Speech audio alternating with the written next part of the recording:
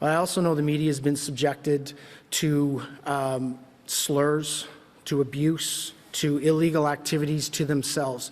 So we have one active investigation ongoing right now, and I would ask that if there are any more activities that need to be reported, please report them to the Ottawa Police Service, because we will take them seriously and conduct an investigation around those activities. Ooh, really? They were called nasty names? They were, maybe an F-bomb was dropped, Evan Solomon's feelings and sensibilities got hurt, and again, I go back to my colleague Alexa. She gets shot point blank, gets pepper spray in her face, and it's, oh well, nothing to see here. I guess this confirms the police state we're in. We have the government-enabled police services. We have the government-funded media. And if you have a contrarian opinion, it doesn't matter. Nothing to see here, folks. Move along, move along. I think that is a disgrace. David Menzies for Rebel News here at Ottawa Police Headquarters. Well, folks, there's going to be a press conference here soon, and we're going to go in if they let us in. I think they will. And I've got a couple of questions to ask. One, why is it that my colleague, Alexa Lavoie, was shot point blank yesterday for simply practicing journalism in public? Secondly, was the Emergency Services Act really needed to shut down this peaceful demonstration? I mean, I don't think it met the benchmarks, i.e. The safety of Canadians are at stake, the sovereignty of Canada is threatened. So I want to see what the Chief of the Ottawa Police Service has to say about that. I still can't say when we will ultimately be completed this operation, because we now need to enter into a maintenance portion of it to make sure that what occurred 3 weeks ago can never occur again. So we will continue to have a posture, protect our streets of our city, protect our community members from unlawful occupations like occurred, now and moving forward for as long as it takes.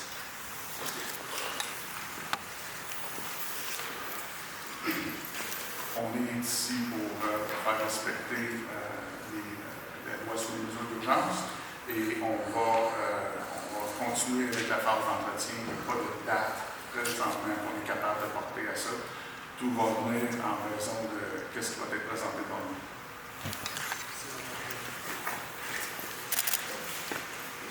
Good afternoon, Chief. David Menzies with Rebel News.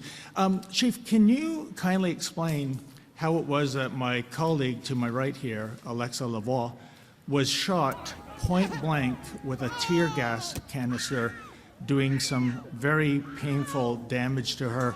What was the reason for that, given that she was simply practicing journalism in the public square?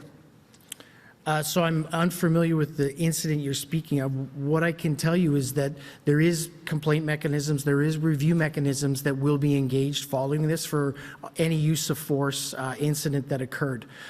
I'll also say that it's been my observations and experience through the amazing extensive journalism coverage that's occurred through this, that the vast majority of our members have been extremely professional. They have executed an extremely methodical plan that has been focused on the safety of the residents, the safety of our officers, and the safety of the people engaged in the protest.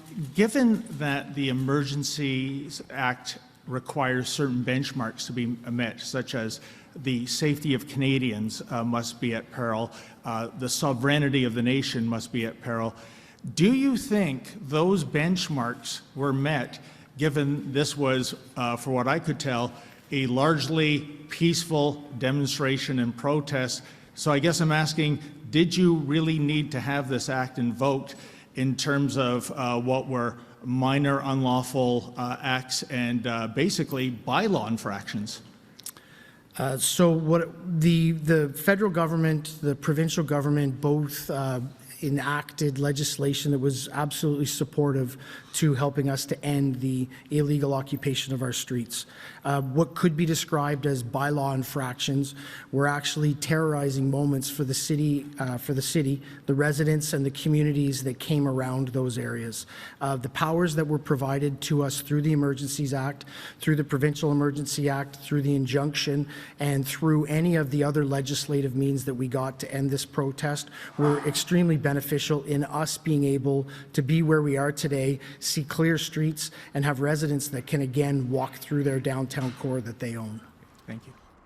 Well, folks, I think that was fascinating. First of all, in terms of the Emergency Services Act, the chief said it was essentially a good tool for them to carry out the deconstruction of the protest site. Federal government, the provincial government, both enacted legislation that was absolutely supportive to helping us to end the illegal occupation of our streets.